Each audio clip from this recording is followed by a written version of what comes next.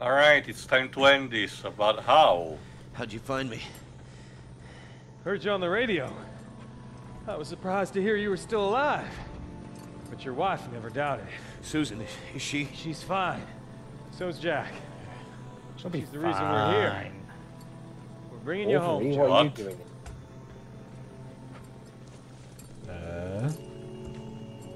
Don't take Basically, me. We can't go home.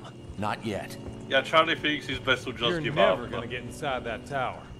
Just give it Well, up, I Jack. tried. Goodbye. There's got to be a better way. I hate That's losing his. as much as That's you. his mentality right now. Well, I tried. But Oh well. don't think about that now. I mean, You're on your way to see your wife and kid. how much of a Did they time? kidnap the happy wife to and see kid and make him like the power source or something? Alright, now now Capelli is being reminded of the words that Malikov told to him about being creative. What do you think would happen if one of those terraformers fell out of the sky? You mean fall out of the sky on top of that tower over there? That's exactly what I mean. Of course, we just have to hit it I'd say really that's a hell of an hard. idea, Joe. And a hell of a way to get us all killed. But if it works, we fight or we die. Isn't that right? Remember the motto. Ellis, change your plans. So yeah, instead of having the climax to be set in the actual tower like we built up in the entire fucking game, we're actually going to one of these generic terraforming machines. Boo. Like, look, I get what they were trying to do, but I kind of wanted to see what the inside of the tower looked like. We never do. Like, haven't we already been in one of these anyway? I think in the either the first or The first second. game, even in both of them, because we've been in towers all over them. So I get also having a change of pace, but we kind of been building about how important the newer tower is throughout the entirety of this game, and instead, basically for the climax, we're just gonna hijack this thing and drop on it. I see a platform ahead. That's the best I can do. That works. Don't do anything stupid now, Joe.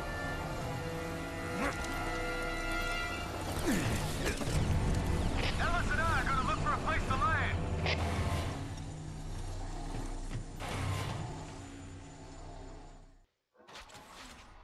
We found a landing spot close by. Ellis is staying here and watching the VTOL. I'm moving inside to have a look around. Oh. Well, fudge. Then yeah. Well then yeah. And Shoot. look, I'm gonna say this is perfectly fine as a level on its own. It's just that this is your final level. I do feel like even if you didn't want to have that tower be the final level, maybe have it be that we bust in, see what it's like, and then maybe we have to retreat, and then the final level is here. Also, as you notice, using the auger completely, reveals about the enemies despawning the moment they get away. Oops. Also, The good news is that Charlie is accompanying you through this level, and soon enough we'll be reunited with him, so don't worry about that. I will say, massively convenient that they heard his transmission over the radio. It seemed more like he was just recording that in case somebody came to where he was. And No, it hopes was that they would literally just a find out. radio broadcast, admittedly. Wow, he was And to really... be fair, it was a stroke of luck. And I want to also be fair on this.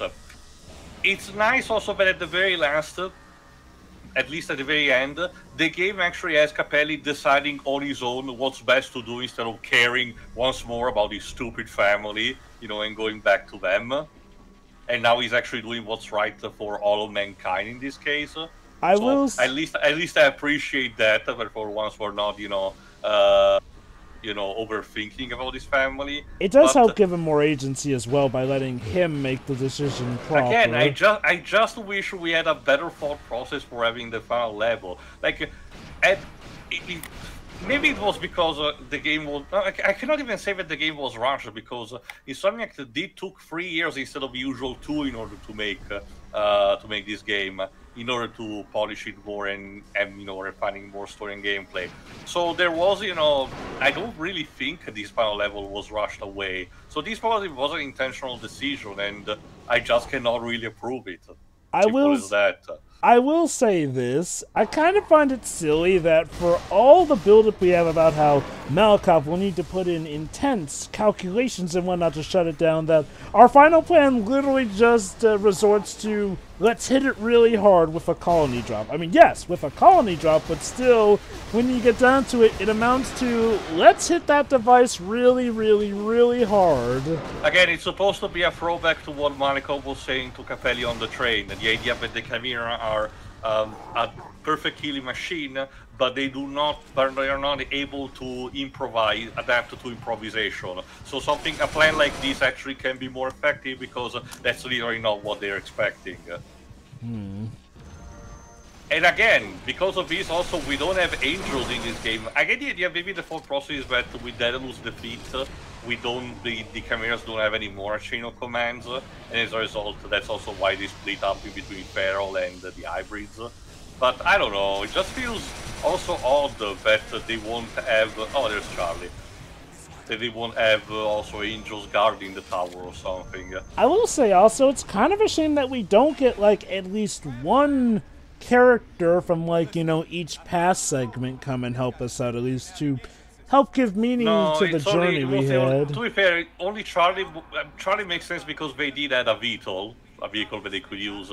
But to be fair, no, Jonathan and his wife in the community were basically stuck there, and you know, Herbert just decided to go on his way. Well, to be fair, Herbert did offer to come, but it was Capelli who told him, nah, stay with your people, essentially. Which is really begs the question. Did Capelli not consider that the guy who's a giant fan of Malikov maybe picked up a few things from Malikov? Like, not sure. Maybe his thought process was, I don't want to endanger any more other people, or some shit like that. I don't know. It just feels contrived at the end of the day. That's basically it. Especially since he doesn't even think, maybe I could ask this guy for blueprints or some plans. Like, again, I'll admit, with how the story was going, it seemed like it was building up Herbert to be Malikov's replacement of sorts, but no. He just comes and goes. I mean, I will agree, it's nice that they didn't just callously kill him, but shoot, he's still out of the plot either way. And no, I'm not counting any potential cutscenes we may see of him after the game's already over. Like, I mean, as far as the actual game's plot goes. And you know, the frustrating thing is, with just a few tweaks, this could have easily been the best narrative that the Resistance main trilogy has, honestly. Like, I mean, okay, it has a unique stance where humanity is fighting back and is at a potential chance where they could win, but still have to be incredibly cautionary, especially since it seems like the main military force is pretty much all but gone. Yeah. So in a sense, both sides have reached a desperate endgame of sorts, which, again, makes for an interesting battle, and yet it doesn't feel like it capitalizes on it as much as it could for some reason. Well, I think part of the issue is, well, we're focused strictly on just Capelli. Like, I will give Hale this. What he lacked in character, he did make up for in his supporting cast, actually having a noticeable presence in that and regard. And him bouncing on them. Yeah. What the fuck? What? You're unlocked now. What is this ragdoll physics? Okay. Capelli seems to have generated the force there. That was weird. Yeah, moving on. I mean, and it's nice that... So he's a luminous being, you can say. And okay, it's nice that Charlie came back, but again, it's all the more lacking thanks to the fact that Capelli inexplicably becomes a mute during the in-game sequences. Yeah, like he said, like, again, I've been saying this like a broken record, but it just doesn't help. And yeah, again, the gameplay is arguably the best of the trilogy so far. Which, you know, in that regard, well done, congrats, but it really is a shame that none of these games, at least from the main trilogy, feels like the complete package. It feels like you're sacrificing one thing with each, at least one thing with each installment. It's like what they said towards the end of the first game, Jova. If these will supposed to be re-released these days, the best approach would be having the remake format using the gameplay style of this one applied to all of them. Not saying how much intervention should be done to the plot, because I get the feeling it might be one case where, you know, outside of maybe integrating some, you know, scenes and lines from the expanded material, the moment you change something, you risk to break the entire thing. So, okay, I can think of a few slight changes I would make to the story. First off, in Resistance 1, let Hale actually speak and emote. Please, thank you. Like, you know, okay, yeah, in fact, that's the first change I would make to both Resistance 1 and 3. Let the characters speak more in-game. Although the sad thing is, I still think Hale spoke more than Capelli did in-game in Resistance 1, where he was at his lowest. 2. Smooth out the ending of Resistance 2. If we really do have to keep it that Hale has to die, make it at least a much more dignified death, or at least make it more clear that this is what Hale wants, so it feels like he still has agency in that regard. And again, explain what the heck was even happening in the background of 2's ending. Like, was something crashing into the moon or something in the back? No, Malikov did explain at the beginning of his game. Well, yes. He explains in this game, but again, going strictly off of 2's ending alone, though. Oh, that's supposed to be building the mystery, so, you know, that in itself is not really that much of a problem. It's more the fact that it's more about the death of, you know, Nate, more like the more abrupt thing. But I'm not saying. I'm not saying that you can't have the mystery. It's just that it legit felt like they were just spitballing that ending with how inexplicable it all felt. At least for me, anyway.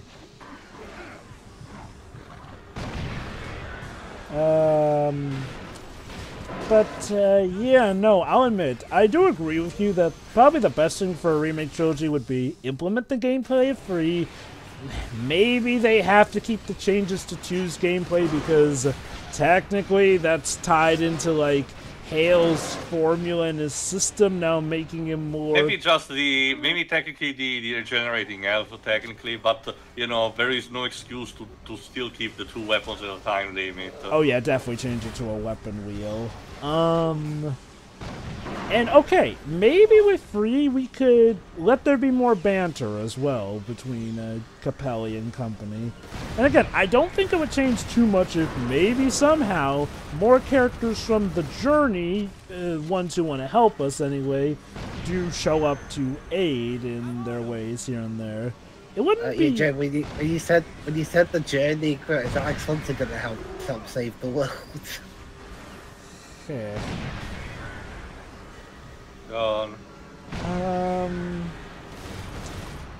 But yeah, no,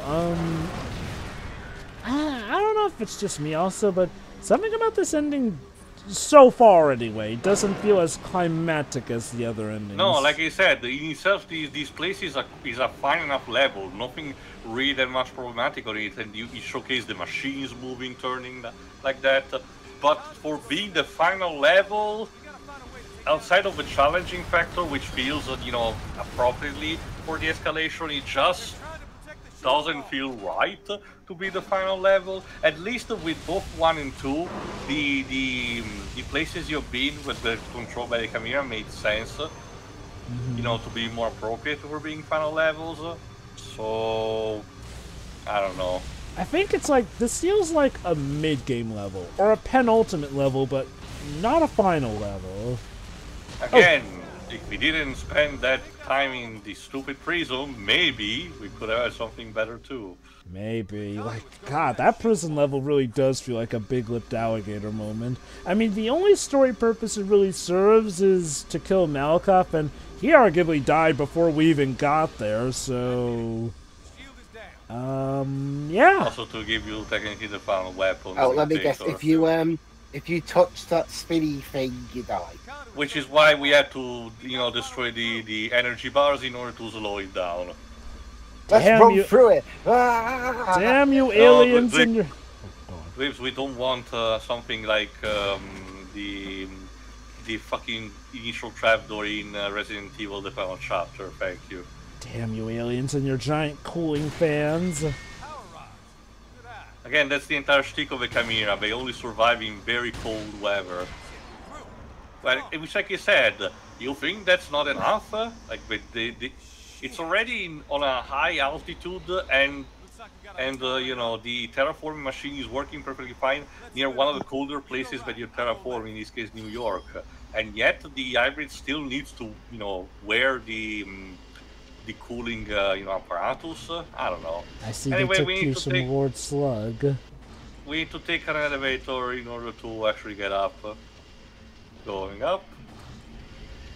And up, up, up, and away! Yeah, to infinity and beyond. All that's missing is some peppy elevator music. With this kind of bleak story, Jova, not really.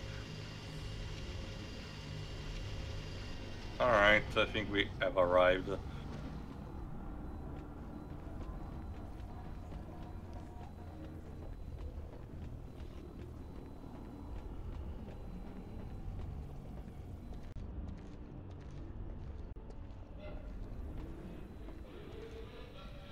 Yeah, if I recall correctly, this next room is more about finding a way to open the road for Charlie. Mm-hmm. Mutual It's not like beneficials. it's not like one or the other are important, you know, for this mission. But you know, we're trying to make sure that they both arrive to whatever they can use to destabilize the place.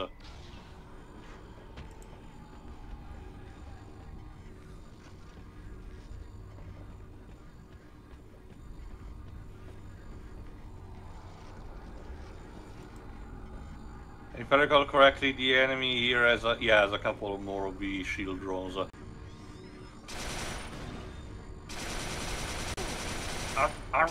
Admittedly, this is not arguably as dickish as the previous level that we had in New York had.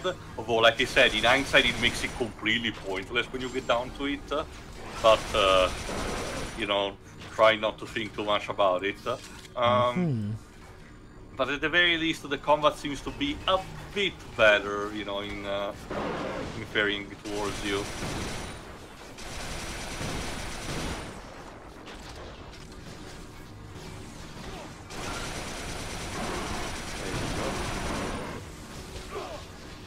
I didn't mention much about the grenades other than describing them, so just to be quick. The EMP grenade, like I said, it is fine for destroying the shields, technically, and also to destabilize the drones, but it feels very situational. So, and the game always gives you a lot, you know, finding a lot in level, so I never found out in situations where I was really needing them. I always found a surplus. The shrapnel and the Molotov are virtually, you know, functionally the same. The Molotov works a bit better because it, you know, it literally sets the enemy on fire, which for the Chimera is kind of like a poison status. And instead, I forgot what is the fourth one, but the remaining one is still not as useful as it would be. So technically, it's a bit of a step down compared to the previous two games, but they're virtually still functioning. It's just that you can carry out arbitrarily only 4 of each, and as such, potentially you may find a situation where you want to use them, but you're not sure, and then instead you have the opposite. Maybe you use them, and instead you find out that you wasted all of them. So, maybe if you do them, if you don't. Alas.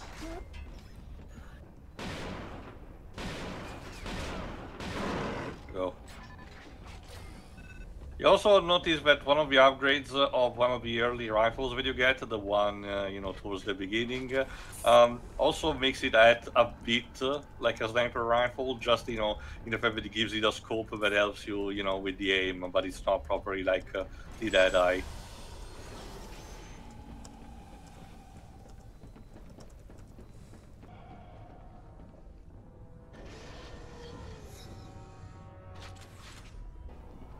Alright, at the stair, there you go.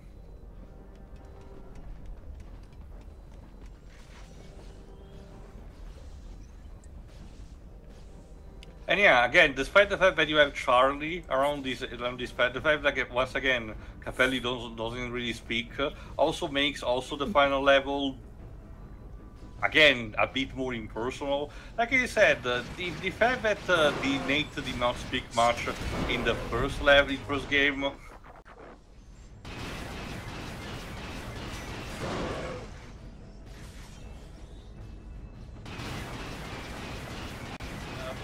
Part of me feels like it detracts more than it actually provides to be a callback in this.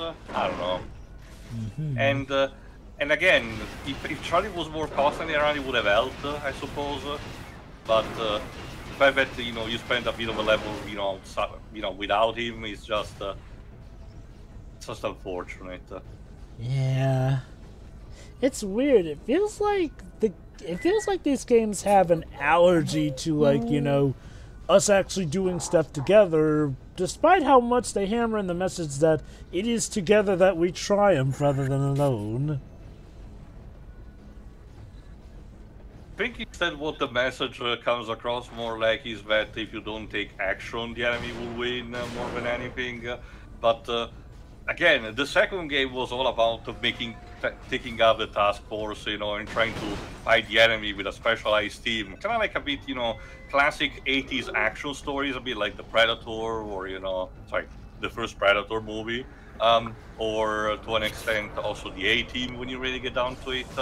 But instead, this third one is trying to be about, that even a single man can make the difference, if they believe hard enough or something like that.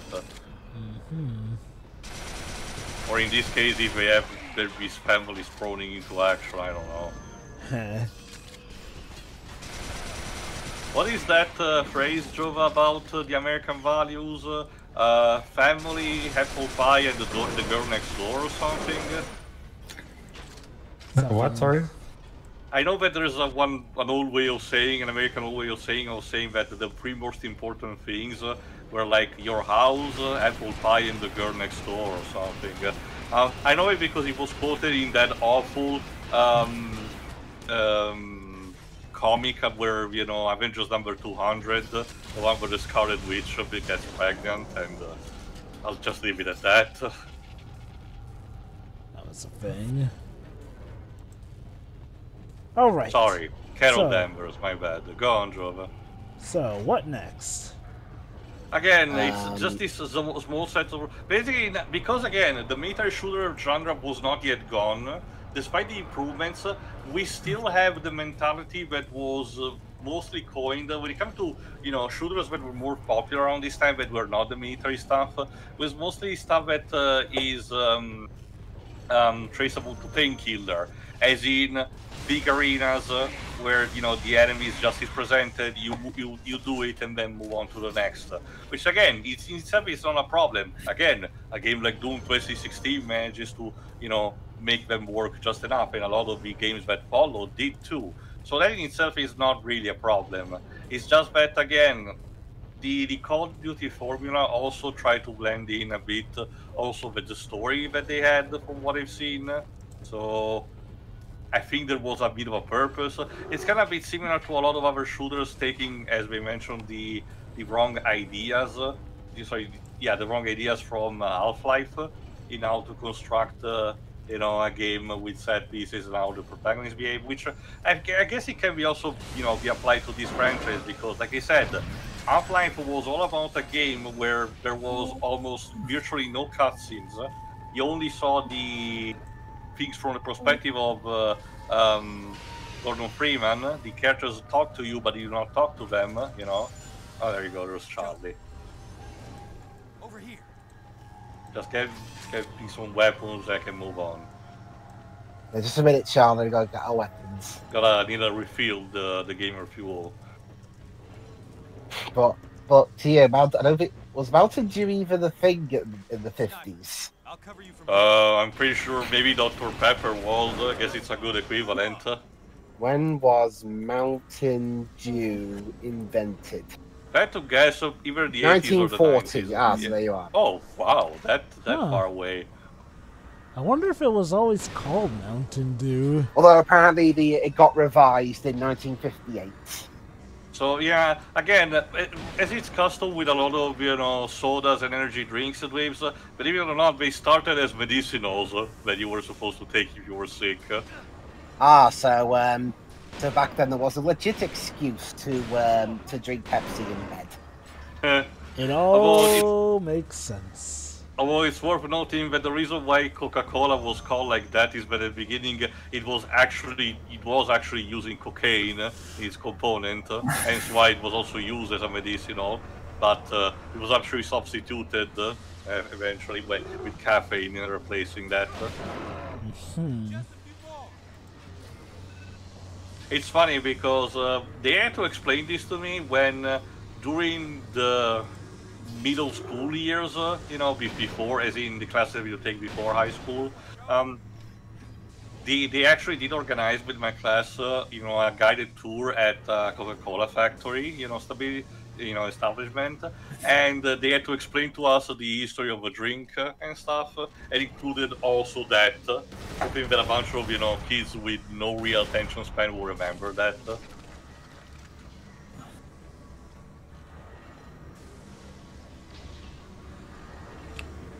A little more further, I'm sure. It's mostly because this section has snipers in them, which are also protected by the stupid shields, so you have to be careful.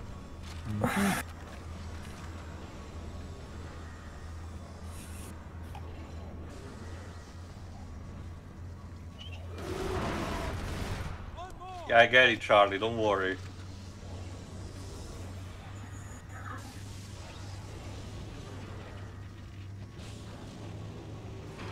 In case you're wondering, no, you don't accidentally kill yourself by stepping onto the sections that go up and down. They really are obstacles even when they're down, so don't worry. Oh, there you are. Good shooting, Joe.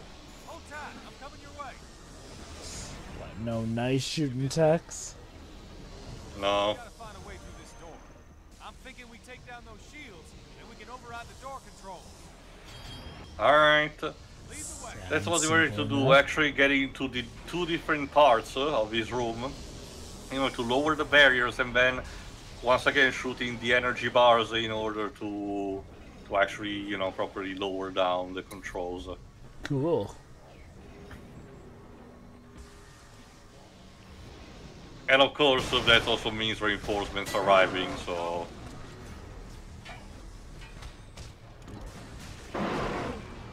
Also, yeah, if I remember correctly, around this time, for some reason, well, wasn't as prevalent and it kind of, dropped after a bit. I think they're onto us. Well, yeah, I kind of killed them while getting here. Some sound effects started not being registered. Maybe it was because it was recording for a few hours at this point, but it just happened and, eventually it just went away.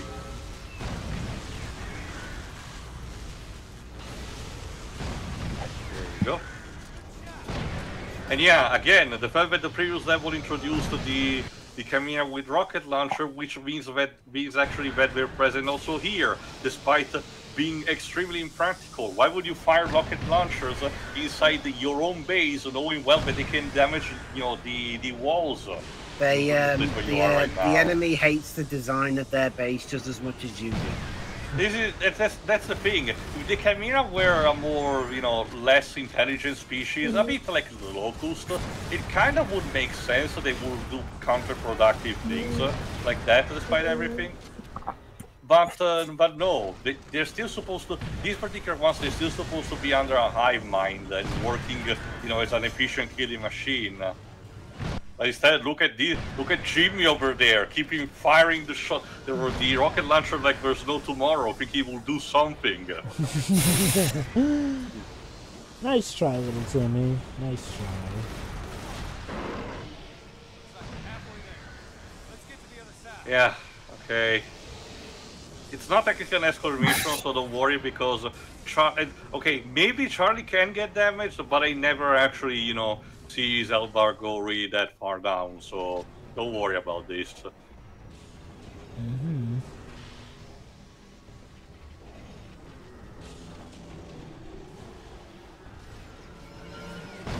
Alright, 2 can play at that game. Yeah. And unlike you, I don't give a shit what happens at this place. So let's use the Dweebs treatment. And even the odds. More like, yeah, even as, you know, in particular as it can be, like using a rocket launcher to kill a, you know, regular enemy. Are you going to go further with the Dweebs method and just kill everybody? I mean, that's what I have to do anyway, Waves. So it's not like I have much of a choice. Oh, this is Tio's going hardcore.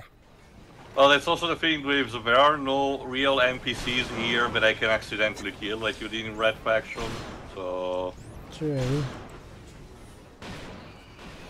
And these are the guys trying to kill us all, so self-defense. again, there's not, unfortunately, there's not a single, because the Chimera, you know, operate under their high mind, you know, and strict control.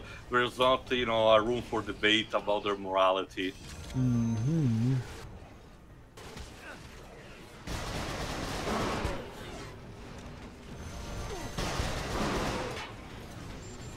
The consolation price is that since a lot of the Chimeras do possess those Simback, you know, small tanks that they have near them, means that you can play a bit more aggressively if there are one or more, like I just demonstrated, killing one, then sprinting towards the other, even if it seems counterproductive, and, you know, you'll use that to recover health.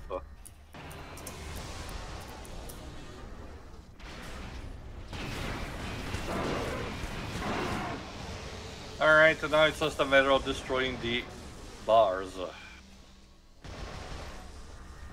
Don't worry, Charlie, I'm onto it.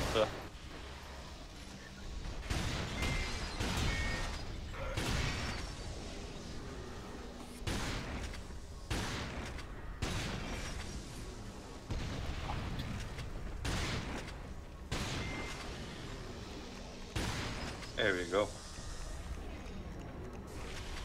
That should do it. Let's see where this takes us.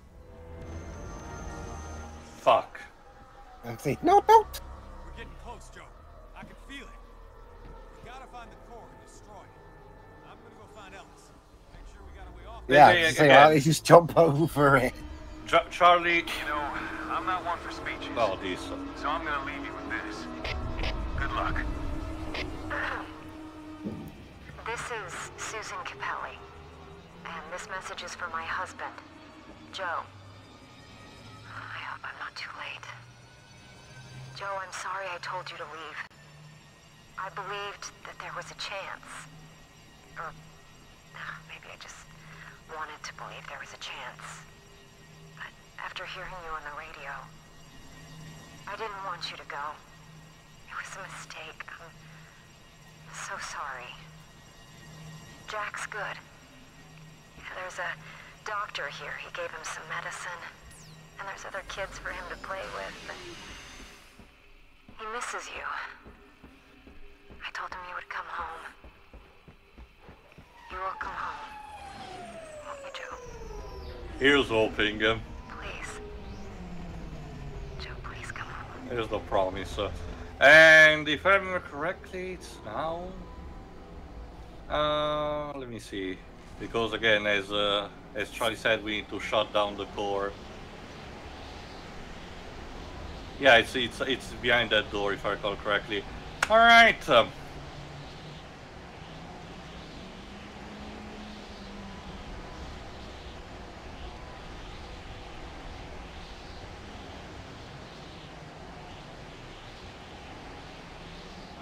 You're not gonna like this, Jovan, but in lieu to the first, similar to the first game, there's no final boss. Yeah, I kind of had a bad feeling, given the track record. It's yet another room where we have to destroy a bunch of, you know, energy bars while the enemy keeps swarming us. The difference is, compared to the first game, where our ass is on our own, meaning that we have to defend ourselves from all of the assault constantly. Oh, fun! And again, newsflash, we are not the Doom Marine. As a result, we cannot really do that much, aside from, you know, scrounging down. Capelli is not that agile, and as a result, you know, this feels very unbalanced. It's like at the last moment the game remembers, oh yeah, the game was actually difficult. The first two games were actually more difficult. Let's actually bring that.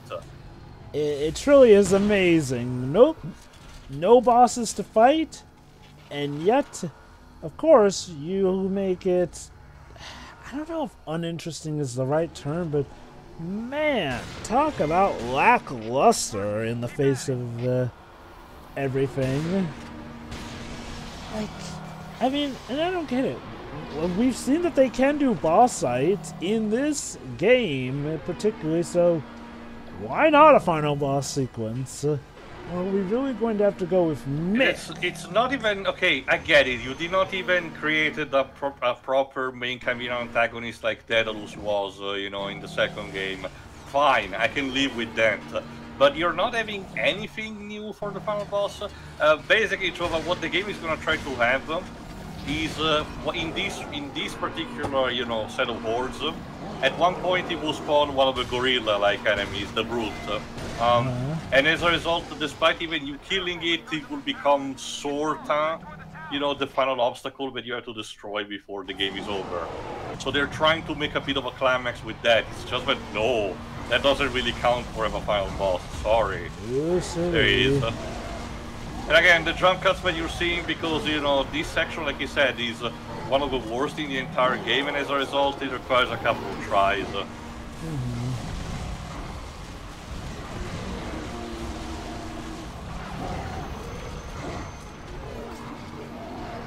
And in all of this, you have to constantly hear also the wailing, you know, sound of the system getting shut down bit by bit. I get the idea about how immersive it can be about the system, but man, it can get annoying very fast. Especially because, again, it's the final rush. Instead of having maybe a somber theme or epic final boss theme, no, you have mostly ambiental noises and this constant siren. Maybe stress is the final boss. Yeah, I guess. Yeah. Congratulations for buying our games. Now here's a good source of stress and anxiety to make you show what you've learned.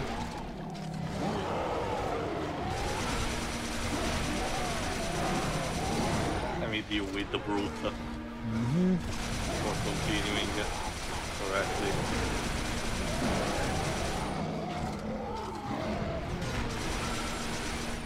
Whoa, whoa, whoa, whoa. Oh, whoa, what the fuck? Whoa, what are you doing there? What the? Well, if you gotta go out. Too much. If you gotta go out in an incredibly hilarious manner.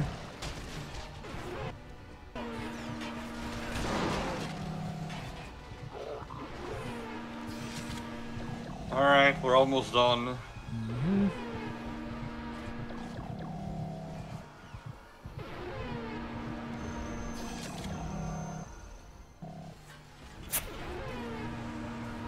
Alright then. Basically, those are the energy bars that I have to deal with, but let me see if I can clean the enemy beforehand.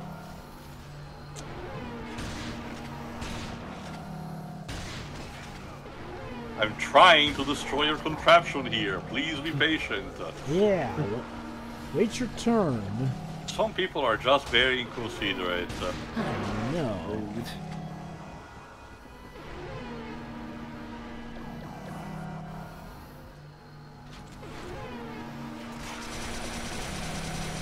Okay. Only on the other side and we're good to go. But don't go there, you'll freeze or something. Well, again, the first game did explore the possibility of people not surviving despite, you know, the cold environment or anything, so... I think I know where you are. Get out of that room and on the platform outside. Ellis and I will be there as fast as we can. Good to know, Charlie. If I don't die of a seizure first, I guess. I don't think it's particularly worrisome to me, but I can see how it can be annoying. Alright, now I'm not even in control anymore. This next section, well, aside from shooting, is completely scripted. Because of course. Well. Wouldn't that have been funny? The final battle comes down to a fight with the gorilla, Chimera. Yeah, no game, I'm sorry. This is not Dead Space 2. Go home. Well, they're trying. Definitely trying. And we give it a Magnum for this section, possibly the weakest of the weapons. They knew what they were doing. And again, it doesn't even matter, because the section exploded on its own. I'm not even sure you can even die in this section. It's just a matter of, just for, for flavor. And all the while you get these constant, barrages of lightning all over the place. Yeah, no. This is not the most pleasing to look at visually, I won't lie. It's not the worst, but come on, guys. Ow. Maybe a little bit less of the flashing. And of course, last bit has to be done upside down. Like I said, this is not Dead Space 2, sorry. Wow. It's also a good What have you thing. got in that thing? Yeah, I was about to say, it's supposed to be a Magnum, but for this section it has infinite ammo. Like, I got the bandana from NGS1. God, it would be funny if they had him, like, reloading every time, even while upside down. Ow. Oh God, he's gone deaf. It's full of stars. Oh no, don't tell me. Yeah, again, we're really trying to make this particular brute recurring, but no, it's not working. Sorry. Goodbye, sir. Yeah, no, you're like one of many different mooks. If you It's literally more other shields from Mass Effect 3. Yo, where are we dropping, son? Again, just like in Dead Space 2, it even ends with the other person having to catch you like that. And there you go, we're done. Alex, get us out of the city! Wouldn't it have sucked if that station missed the tower? No, it doesn't matter, because just by, wriggling a bit, it's enough. Because the symbolizing your tower makes sure that, there you go, the wormhole closes. There you go. We're done. Now we just need to take care, I guess, of the remaining Chimera. But considering the environment will warm up, the Chimera are now fighting about 5 they cannot win, ideally. And I guess they could move to Antarctica. And I guess we cut to things being better Also, going cute, up. the kid is playing with that toy that resembles one of the Ratchet and Clank bosses. It's a cute Easter The same egg. guys that made that made this. Here we see the soldier returning from war. Like, that's the thing, like... At last, Capelli can care again about his family. So does Capelli get redeemed in the eyes of the public? Is he now a hero now that he has effectively saved the world? Jovan, I don't know what to tell you. This is where the game ends.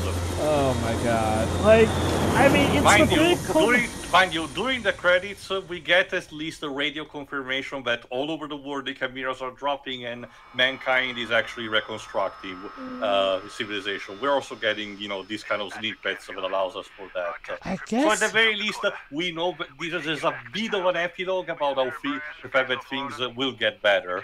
It's nice. Although, as we know, again, Insomniac wanted to make a 4th title, but, so far that hasn't happened yet. So, for all intents and purposes, this is the end of the series.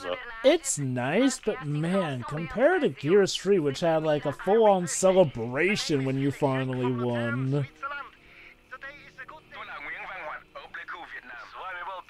And yeah, it's a bit from all over the world. I think even Cartwright gets a cameo in this. But anyway, that's it. I wonder, could the reason they made this ending also kind of abrupt be that they were planning to do like, with the 4th game it would have been the Chimera on their last legs, but now they're just that more desperate because of it. It's possible, or like they've said, maybe they retreated specifically at the poles of the Earth and they lived there in order to plan their next move. That's a possibility. It's just that, remember, the towers were their plan to begin with, meaning that now they don't have them, they do not have that much way of applying reinforcements. So, again, I can imagine they would have invented something more. It's just that, so far this is the conclusion. And what really was Capelli's arc when you get down to it? He got back to his family. It's not even like, oh, he redeemed himself in the eyes of the public. Again, Drova, I wasn't joking when they said that, this could have been a complete different character. Nothing would have changed. Arguably, things could have gone even better because it would have just been a Randy, and I was like, sure, I don't give that much of a shit, but, good on you. It's like the meme of the guy giving the thumbs up and then returning to the crowd. The ironic thing is that if it were a Randy, I'd be more okay with him, just focusing on saving the world for his family. But no, this is Capelli. Somebody who was discharged from the military, dishonorably, mind you, was seen as a disgrace, but shoot, that barely matters in the plot. The most that comes up is Mick going, hey, you were from Serpa, and I was from Serpa. Story doesn't even really do. Oh, look at that! They rebuild the Statue of Liberty. That's like nice. I said. This what these set of images. It's for. But yeah, I mean that's ironically the thing. Outside of his interactions with Malikov and, God help me, Mick Cutler of all people, Capelli's identity does not really matter much in this game, and that's not really a good thing for your main character unless you're specifically making him to be a bridge between the player and the game, like Link or Master Chief. And hell, even Link and Master Chief arguably still got more character. Final thoughts in the meantime, why not, Dweebs? Well, I gotta say, Insomniac's a pretty ironic name for a developer in this scenario, because the plots for these games are a great cure for it.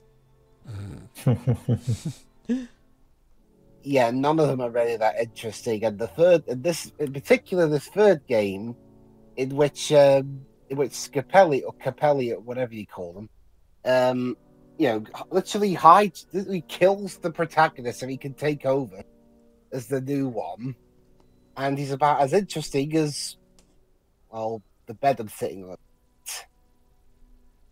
I'm sure there's stories to tell with that mattress.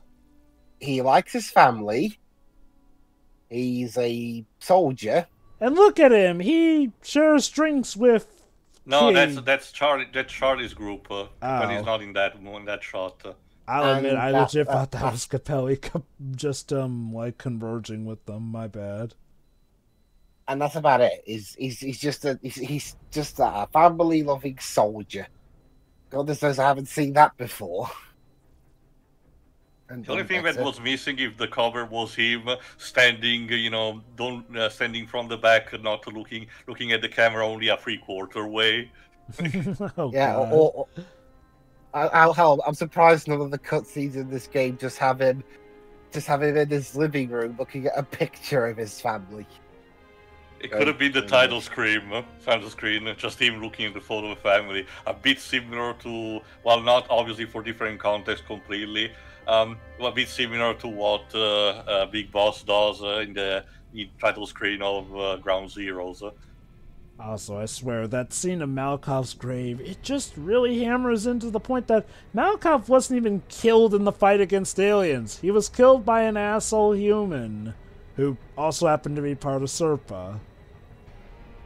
And, well, on top of that, the story isn't even all that interesting. It's just kind of generic. Let's stop the aliens, and we do stop the aliens, and there was much rejoicing. That's really about it. And also, there's not even a second act breakup. It's the first act breakup between him and his wife, because it's not. Well, I mean, yeah, it's not safe, but just the way it was done was silly. Well, she tells him, "Go save the world," and yeah, aye. Oh, and she gives him their son's glove. Yeah, and then the cemetery is dedicated to Nathan Hale. I guess that's cute. Yeah, top it off with boring music. I mean, the graphics are better than the other games. That's nice, I guess. And the acting's solid from everyone. I mean, they had nothing script to work with, and they all did a good job. But really, this kind of sums up this series as a whole. decent ideas, but it's not really that interesting. And it was from a studio that it just isn't good at making these kinds of games. I mean, Naughty Dog, if we're comparing PlayStation studios, Naughty Dog turned out to be much better at making more, well, gritty games than Insomniac are. Insomniac are better when they're doing more I get you don't have much experience with the Infamous games, do you? outlandish stuff. Infamous that wasn't made by Sucker Insomniac, Punch. was it? That's what I mean. It's the I played Second Son.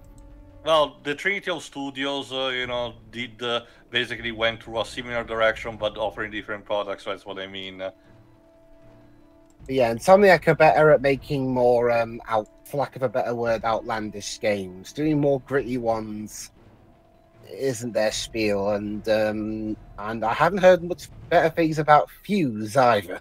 Well, that was, like I said, was executive mandate by EA.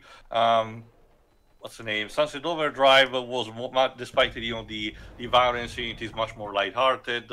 The Spider-Man duology technically have serious story, but it's Spider-Man, you have to take the serious with the humor when it comes to that, I suppose. Well, the thing is, like, Spider-Man is much more fitting of Insomniac sensibilities than something like this is, let's face it. You'll have to see it with when they actually do properly the Wolverine game. That one ideally doesn't rely on comedy as much. No, that one is going to be more... In fact, that one is being written by the guy who wrote Spec Ops: The Line, which I haven't played it yet, but I've heard it's a really good story. What about the Infamous series? That's one Sucker Punch, like I just said, the job. I was just comparing in a sense of it. I think, Sucker Punch is the studio that probably went the better direction when it comes to the PS3 spawning from the Trinity of Studios. Well, that's what I meant to say. Like, having Insomniac sort of manage some serious... Okay, something like Infamous where the tone is technically more serious, but the overall background... Like, okay, think of it like Metal Gear Solid, where, yes, there's a serious tone, but when you actually think of... Well, actually, you don't even have to think about it. It is legit madness and cartoonish nature at times. Well, you'll be able to see if we ever get to those games. Go on, Dwebs. Alright, so yeah, bottom line, it's these things. I guess I can ask you the question, Dwebs, in the meantime. Again, if you really had to be chosen, having a bullseye aimed at your head, out of these three, which one would you choose as your favorite? The first one. Okay. It takes place in England, so... And I guess also... Yeah.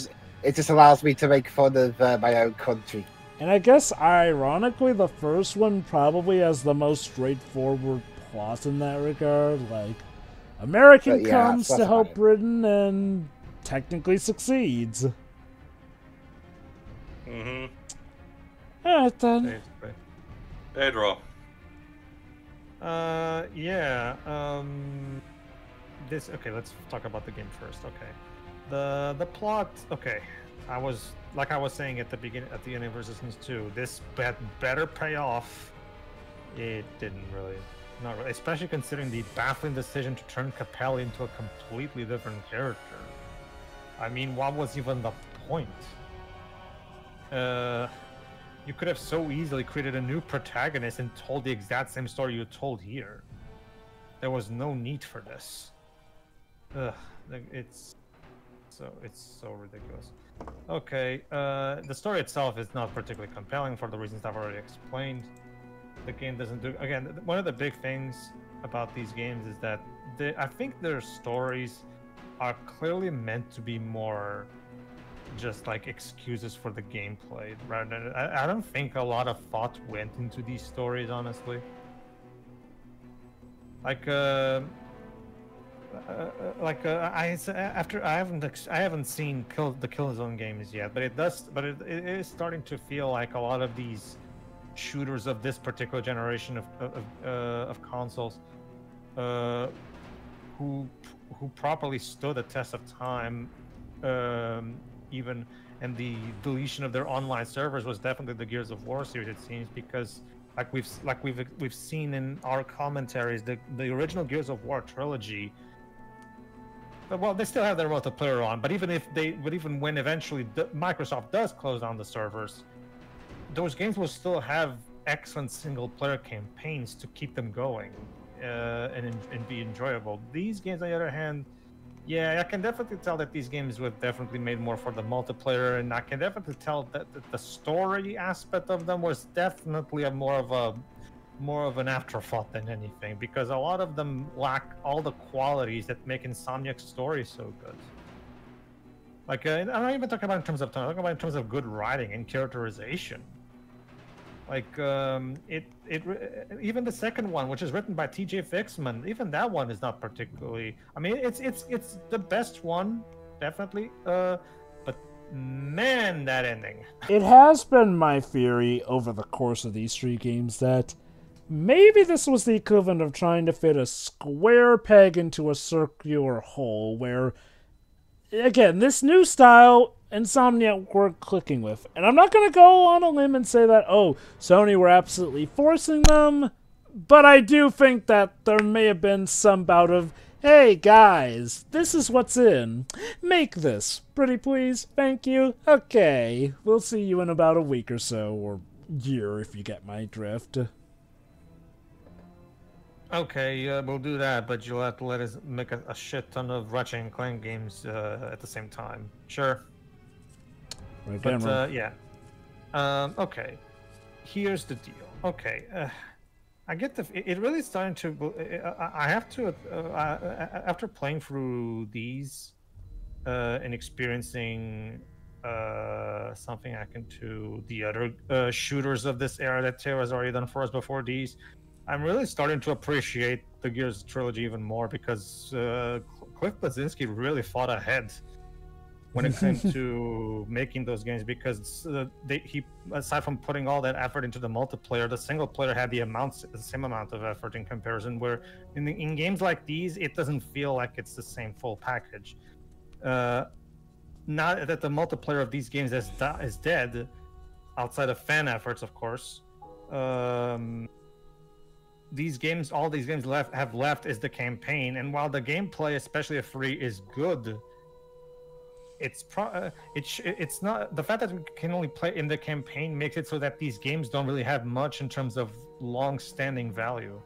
Like, you play the campaign, maybe you go back and replay so you can get all the collectibles / achievements / trophies, but after that, you're basically done with this. There doesn't seem to be like much of a reason to play these games again. Whereas, again, these games were clearly made with the multiplayer first in mind. That's the vibe I get from what we've seen here, because the stories are not all thought out. The gameplay is fine, and yeah, like Teo said, the gameplay in 3 here does show some good improvements.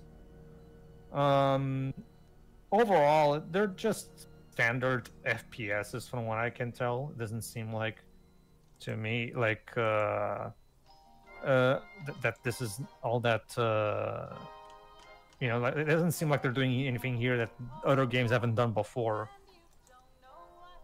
So yeah, the music in these games, like Dib said, is not particularly memorable. Like, even the Ratchet and Clank composers work I couldn't really get much out of it, honestly. And yeah, the art direction is definitely a product of its time. That's the weird thing, like, because when I play Gears of War, I can still appreciate the visuals still to this day, because it fits the overall tone and aesthetic of the series better in that one, because of the horror element, right? So there was more of a justification for this kind of. And even then, I will argue Gears of War made better use of its gritty, dark art style than these games did. But these games, and while these games do technically have some minor aspects of that, like the cocoons and the Chimera, they're not really in full. They're not really a focus, not particularly. They're there, but they're not. Whatever little minor horror elements this thing may have are not particularly on display. So, again, these games are technically fine. But yeah, unless you're like super duper into first-person shooters, and by that I mean single-player first-person shooters, because you can't play these in multiplayer anymore. Unless, do these games have local multiplayer of any sort. Oh, but I know. So yeah, there's not even, you can even do a GoldenEye style, 4-player split screen thing or anything. Like if they at the very least added that, at least it would have been a way for this game to still have multiplayer. It's kind of sad when fucking GoldenEye from the Nintendo 64 has more lasting playability than these games do. But yeah. So yeah, that's it. They're technically fine, but unless you're really, really super into playing FPSs in single player, or if you're just collecting all Insomniac games. Yeah, I guess if you're a big Insomniac guy who wants to see this part of their history just so you can see it for yourself, I guess, yeah, that's fine. But yeah, you're not really losing much here. That's partially why I got them, and like he said, since I got them for like $3 each, technically speaking, it wasn't that much of a loss. So I guess you can make an argument they're worth for that kind of price. But back when they were released, they were full $60 each. I guess to give nuance, I still have to judge them on that regard. Sony sold these things for full price each. To be fair, multiplayer back then. And it's also worth noting that back then, compared to Xbox, the PS3 had the advantage that the multiplayer was completely free. You did not need to submit to a subscription to do it. So I guess maybe there was also that. There was that, yeah.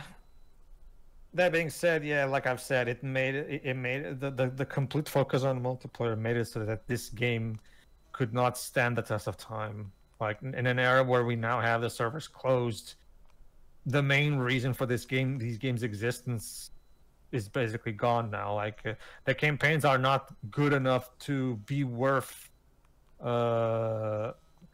Like I said, the gameplay is perfectly serviceable, but the storylines are not particularly great, and as a result, like there's not really anything you cannot get in here from better FPSs. You can, like, I only played the first Halo game so far. I haven't actually properly started the other Halo games. The first Halo game, I will argue its gameplay hasn't aged very well, but that game came out in 2001, so I can understand that. And I'd still argue Halo at least has good presentation that, while it didn't have the most fully fleshed out story in its first game, arguably did have enough. It's I want to say it's kind of like the shooter equivalent to Crash Bandicoot, in the sense where you can see it's where a lot of stuff started, so you're okay with a lot of the shortcomings, especially since the series itself did definitely build up on stuff with the sequels. My only real problem with the first Halo, my major problem with the first Halo game is that they use these same maps for both single player and multiplayer. As a result, a lot of the single player missions have areas that are super large, and as a result, it takes way longer to get from one spot to the other than it should. If you're just trying to enjoy the single player campaign like I am, it's definitely where like massive multiplayer was in its infancy. You can tell the levels were made with multiplayer first, and then they put the campaign into these levels, and it creates this kind of problem where if you're trying to just keep the story going, it makes it difficult because these levels are so unnecessarily large for the single player purposes. But that's beside the point. These games, on the other hand, I will at least commend them that, okay, it seems to me that these campaigns levels seem like they were designed for the campaign. Yeah, it doesn't feel like they did the same thing as Halo did. It doesn't feel like they put the player into the multiplayer maps and put in some cutscenes on top. From the little footage that I've seen, no, the multiplayer maps look different, substantially different enough. So I can at the very least appreciate these games for at the very least doing that, because I don't know if the Halo sequels improve upon that, but the first Halo game using the exact same maps for both multiplayer and single player does cause a bit of an issue if you're someone like me who just wants to play the single player campaign. So hopefully Halo sequels will improve upon that. When I still have to get through those. No, never mind. Sorry, I'm going off topic. The point is, these games are fine technically, but there's nothing here that you cannot get from much better FPS games. To be honest with you, like outside of curiosity for Insomniac's history, there's not really much of a reason to go back to these. Not particularly. And like we said, by the time we get to the end of the second game and the third game, the story, whatever little value the story has, completely loses its mind. So even if you like the stories up until that point, the series basically shoots itself in the head, both literally and figuratively. Yeah. So, yeah. Overall, they're fine, but not really any particularly good reason to come back to them in today's day and age. Jova.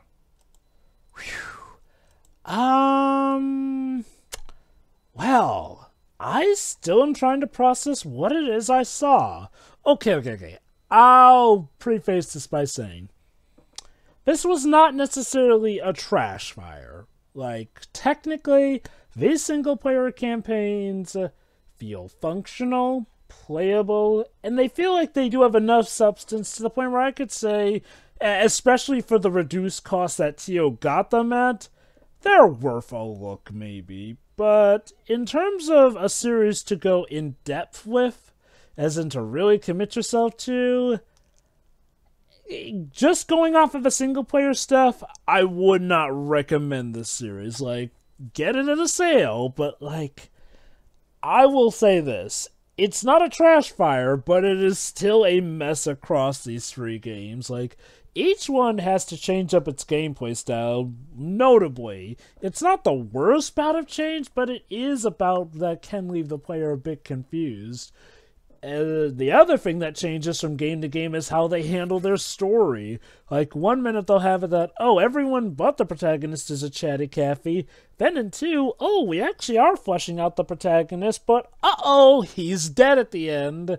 And then in 3rd, again, the frustrating thing about 3, this one we saw, is that it has the potential to be the best narrative.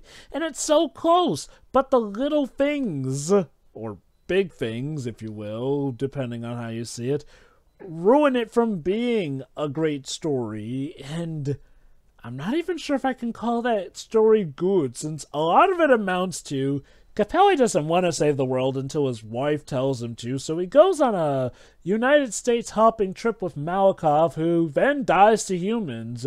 But hey, some friends from along the way help us out, and we drop a colony on their station. Sure. Mission completed! And again, you know, the frustrating thing is, there was stuff they could have done with Capelli. Yes, I don't like what they did with Capelli, but again, for all the Last of Us 2 similarities we made, I gotta give it to Last of Us 2 for at least trying to commit to the idea that, you know, they did something. Anything with, like, you know, Joel's killer. Here it's just Capelli killed Hale. You know, the big hero. Yeah.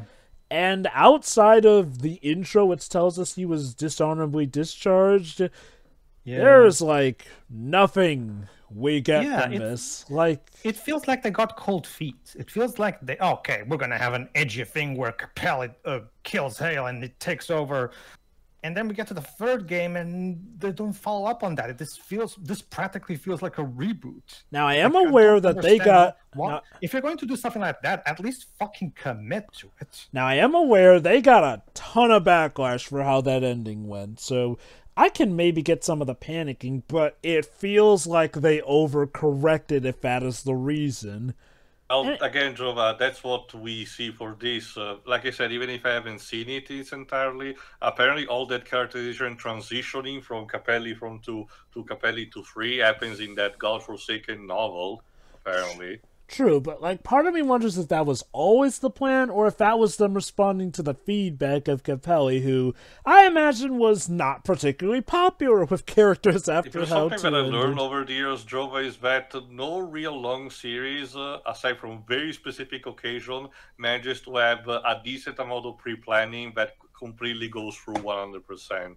So even if they had added to Jova, I get the idea that's probably not something that happened anyway. Well, whatever the reason, though, it is still such a mess, because, okay, even ignoring that, let's assume that 2 had been well done, and Capelli was well received, and they had a plan for him.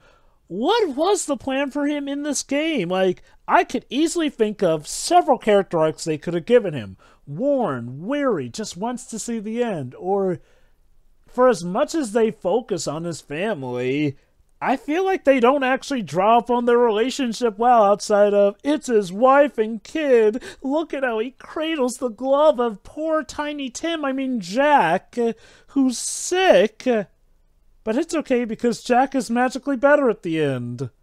Almost like that sickness was just a cheap way to get us to care about him without actually putting in the effort. Or maybe you could have had it so that Jack has to take his ragtag group of people, including his family, on this journey because they have nowhere else to go, so they are legit down to the wire on this. Anything to give Capelli something more to bounce off of. Except even when they have the chances right in front of them, he becomes a mutant in-game. At least with Hale in the first game, we didn't know much about Hale. As far as we knew, that was Hale's character, and the idea was more so the people who reacted around him.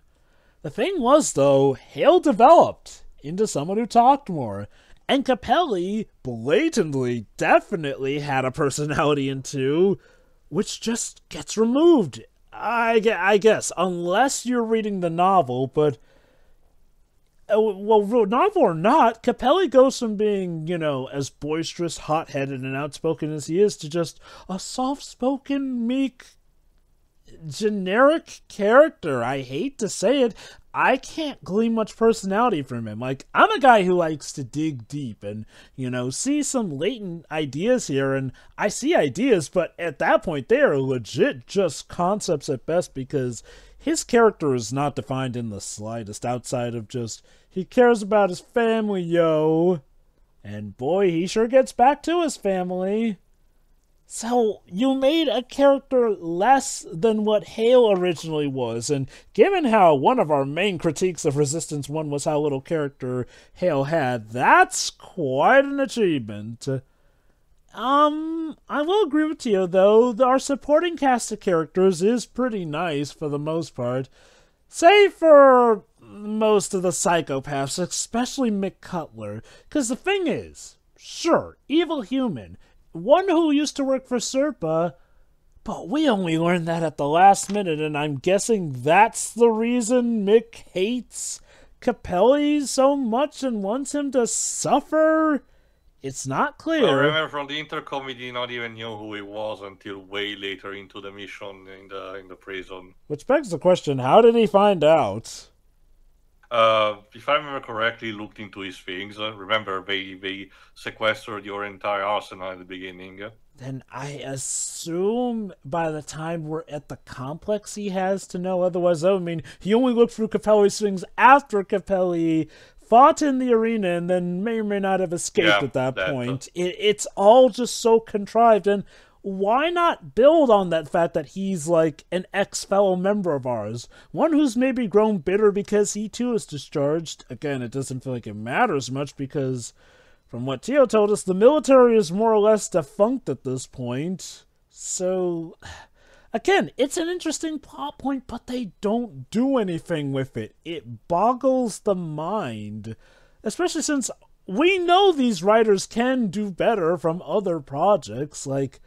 I legit want to know what was the thought pattern with the story writing here, because, look, as somebody who's watching this instead of playing it, I'm not saying that gameplay can't hold up, but the gameplay is good, but it can get repetitive, it can drag on in certain levels, and, well, the lack of boss encounters make it less climactic. It's so you're telling me we have these boss fights, but no, the big final fight is against a gorilla mook. A brute. Really. It's just that personal, with this personal brute who constantly claws after us.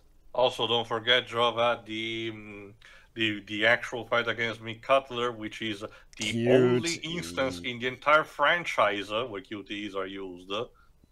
It's like they were against us having fun during the single-player campaign. What happened? And again, look, I talk about this. You may think I'm thinking this is one of the worst things ever. It's not even that. I might even forget about this narrative. It's just so baffling because there was the blueprints there, but God, it really is about where I feel like I have to choose my own poison with which narrative I consider the best. Like, gameplay, that's easy. Free. Though free definitely needs more boss fights. That's something else I would include in a remake. But the narrative. And, you know, I kind of get it. This game was made right at the cusp where multiplayer was the more in thing at the time, so I can't entirely blame them for focusing more on multiplayer, but that sure still doesn't excuse them, like, because in hindsight, this is really all the game has left that can be played. So for people who didn't get to play it before but are going to play it now, this will be what they have to go off of. And I can say, I'm aware that there are Resistance fans out there, but I have not really heard anyone particularly clamoring for the return of this iconic cast of characters and story and whatnot. If anything, it's just new Resistance game, which, yeah, I guess Resistance is in a way where almost anything could be the plot as long as you throw in chimeras. That's not to say it's all bad, but I'll just conclude it by saying it's a mess. The whole series, this game, for all the good, the bad, and the ugly, is a mess. Tio, close us out. To conclude, like I said at the beginning, you know, this is technically my favorite in terms of gameplay. But unfortunately, the story hampers a lot. Again, let's take aside the multiplayer for a second, just what is presented single player wise. I really enjoy the return of Weapon Wheel, the return of the Elbar, and the fact that you need car air pack. You know, the weapons are varied once again, providing different kind of tools and for different situations. And there's a bit of a creativity. Even there are some minor hints about the traditional, you know, Insomniac, the sense of humor, just in a more, you know, low-key kind of way. The battles, yeah. But unfortunately, it's all buried in one of the most milquetoast stories I've seen in an FPS. Like, Homefront had a better story. The first Homefront had a better story than this, technically. Even if your character was a complete random brandy that did not speak as well, in there, it gave you a better idea why was he doing the things that he was doing, you know, for the sake of his country to save from the North Koreans, you know. And did follow the examples of the people around him, you know, both the good and the bad, like the extremists at the end on the bridge, you know. Even if it wasn't perfect, it was technically better than this, because Capelli, as we mentioned, is just basically a completely transformed character who we don't see the steps in between because they're confined in a book, you know. And what we get is your average, you know, what guy will say, the family man that cares about, you know, wife and kids, and has to go for, you know, the saving the world because his wife told him to. And the message at the end is that he could have done it just for the sake of actually saving the world, feeling what was right to do instead of actually being told to. Good to know, because at the end, even the wife character, Susan, you know, bites back her own words and said, "Oh no, I shouldn't have told you to go." That is not to say also about how some of the lowest points of the franchise to me, like having the way human enemies are done, you know, particularly also the Cutler. No, it's just I don't even know if they were trying to steal a Call of Duty in some fashion, or they were trying to do something different, you know, maybe being inspired by another franchise. But no, again, that's not even to say that they shouldn't have done it, because Insomniac has always been doing from the very beginning, taking inspiration from other, you know, shooters and you know, or having genre, and do something particular with the concept. And it worked for Ratchet and Clank, so you know, ideally it should work also for, you know, for the same thing. But no, it really doesn't. The voice acting is fine. Like, again, Capelli having a different voice actor is just annoying a bit. I don't know what happened to the original voice actor for not returning. It would have been more preferable, you know. The only other one that returns is Greg Ellis as Malikov, which is fine, like I said, real world things aside. And everyone else is technically fine. Crispin Freeman stands out for Charlie, I suppose, you know. And discovering that apparently Mick Cutler's voice actor really did voice the main bad guy in Star Chaser: Legend of Orin is kind of hilarious, admittedly. That was some But there's interesting trivia. but there's that, and unfortunately, because the Chimera are offered in a context of where they don't have too much of a personality, only Daedalus heading into, it doesn't provide one that stands out. We don't even have equivalent to something similar to, say, General Ram from the Gears games. Speaking of which, I argue that the aesthetic in this game reaches its apex and probably is the better one, and it starts to resemble actually a bit more Gears. While not the same, because it tries to be slightly more cartoony. The emphasis on brown and particularly yellow do remind me of that in particular, particularly of Gears 3.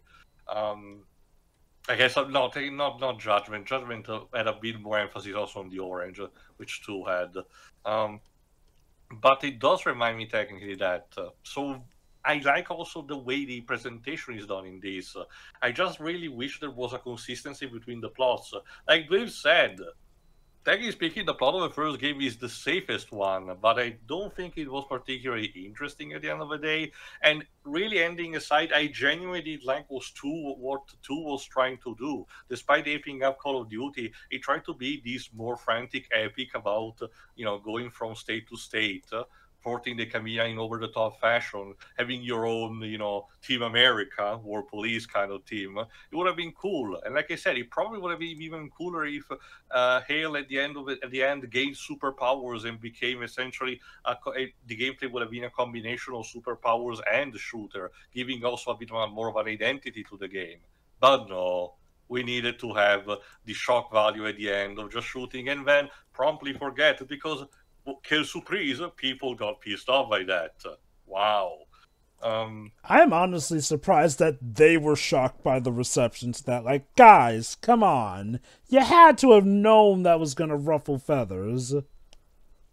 So yeah, basically at the end of the day, to wrap things up, I like this on the gameplay side in the presentation. The music is just forgettable, like everyone has said. It's a crying shame, admittedly. The story is the weakest of all of them to me. I just really don't care. It's nice to present some of the cliches that they presented actually nice. They don't fall into a couple of trappings. They still do for others, like killing by the way that Malikov is killed. But at the very least, I commend the fact that they could have easily just fall into the easy cliche of killing the wife and child at the very beginning to motivate Capelli. And I'm actually much, much glad that they don't do that, because it would have been so easy, like I said. But it's not enough to save the entire plot. It's just bland. It offers decent enough levels to go through in an arcade fashion. And again, worth the $3 that I spent, I suppose. But also, like Pedro said, that's kind of it. There's not too much replayability value, in this. They're not that big, so it wouldn't require that much time. And to be fair, with a couple of years to, as an interval, maybe, I suppose. Especially, like also Dave said, if you're interested in Insomniac's catalog, still looking for that copy of Fuse, by the way. But otherwise, no. This is just a thing that happened.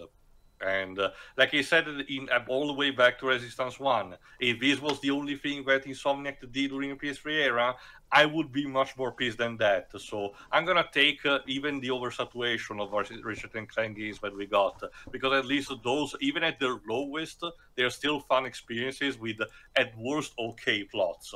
Nothing that really contradicts anything else or, damages the franchise completely. So I'm actually taking solace the fact that someone in Insomniac, maybe Ted Price himself or someone else, had the decency to care. So at the very least, there's that. We're technically not done with the game, so we'll see you technically in one last part where we examine the extras, and I will tell you a couple of information that the game was only relatively vague in telling for its games, like the Prime Chimera, for example. See you for that. See ya. See ya.